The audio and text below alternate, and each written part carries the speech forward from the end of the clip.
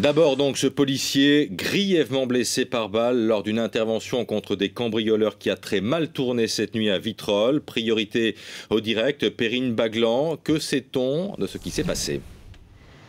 Eh bien écoutez, les faits se sont déroulés ce matin vers 2h30 dans la zone d'activité des Estroux-Blancs à Vitrolles. D'après les premiers éléments de l'enquête, la voiture des malfaiteurs aurait été repérée par la voiture de la BAC suite à une série de cambriolages entre Aubagne et Venelle. Un barrage aurait été mis en place à hauteur de Vitrolles et puis une fusillade aurait éclaté entre les policiers armés de flashballs et les malfaiteurs armés d'armes de guerre de type Kalachnikov. Le policier qui appartient à la brigade anticriminalité a été blessé grièvement, atteint d'une balle dans la tête et de 2 balles dans le corps. Il a été transporté à l'hôpital Nord où son état est jugé désespéré.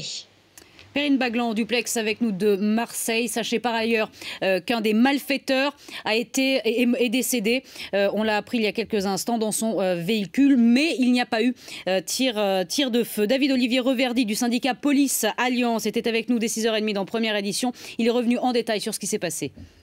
D'après ce que l'on sait, il y a eu un tir de flashball initial, donc le flashball n'est pas une arme létale. Par contre, les criminels n'ont pas hésité une seule seconde à faire feu à la Kalachnikov. Plusieurs fois, c'était un tir délibéré. Ils savaient qu'ils avaient en face. À 2h30 du matin, il n'y a pas grand monde dans les rues. C'était des fonctionnaires de police de la BAC. Estampillé police par le brassard, et il est très clair que l'intention de tuer était délibérée.